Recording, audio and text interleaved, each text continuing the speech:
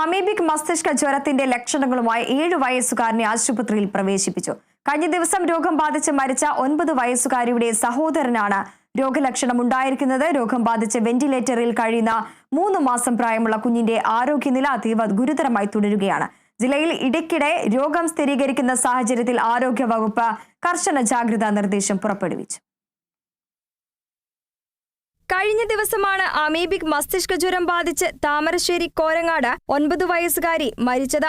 ഈ പെൺകുട്ടിയുടെ 7 വയസ്സുള്ള ഇളയ സഹോദരനെയാണ് പനി മൂർച്ഛിച്ചതോടെ കോഴിക്കോട് മെഡിക്കൽ കോളേജ് ആശുപത്രിയിൽ പ്രവേശിപ്പിച്ചത്. കുട്ടി തീവ്ര പരിചരണ വിഭാഗത്തിലാണ്.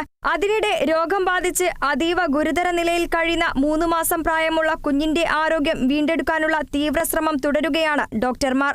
രോഗം ബാധിച്ച 40-കാരനും കോഴിക്കോട് മെഡിക്കൽ കോളേജ് ആശുപത്രി തീവ്രപരിചരണ വിഭാഗത്തിൽ കഴിയുകയാണ്. കോഴിക്കോട് ജില്ലയിൽ അമീബിക് മസ്തിഷ്ക ജ്വരം ഇടയ്ക്കിടെ റിപ്പോർട്ട് ചെയ്യുന്ന സാഹചര്യത്തിൽ ആരോഗ്യവകുപ്പ് ജാഗ്രത കർശനമാക്കി. കെട്ടിക്കിടക്കുന്ന വെള്ളത്തിൽ നിന്നാണ് പൊതുവെ രോഗബാധയുണ്ടാകുന്നത്.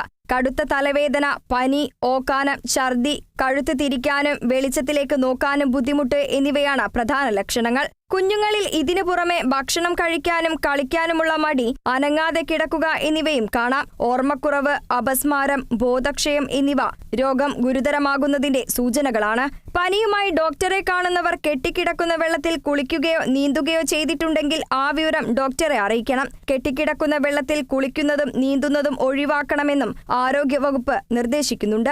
നീന്തുന്നവർ മൂക്കിൽ വെള്ളം കടക്കാതിരിക്കാൻ നോസ് ക്ലിപ്പ് ഉപയോഗിക്കണം. വാട്ടർ തീം പാർക്കുകളിലെയും സ്വിമ്മിംഗ് പൂളുകളിലെയും വെള്ളം കൃത്യമായി ക്ലോറിനേറ്റ് ചെയ്യുന്നുവെന്ന് ഉറപ്പാക്കണം. മലിനമായതും കെട്ടിക്കിടക്കുന്നതുമായ വെള്ളത്തിൽ മുങ്ങിക്കുളിക്കുന്നതും മുഖവും വായും ശുദ്ധമല്ലാത്ത വെള്ളത്തിൽ കഴുകുന്നതും ഒഴിവാക്കണം. കിണർ വെള്ളവും ക്ലോറിനേറ്റ് ചെയ്യാൻ നടപടി സ്വീകരിക്കണമെന്നും ആരോഗ്യവകുപ്പ് പുറപ്പെടുവിച്ച ജാഗ്രതാ നിർദ്ദേശത്തിൽ വ്യക്തമാക്കുന്നുണ്ട്. Kerala vision news, Kozhikode.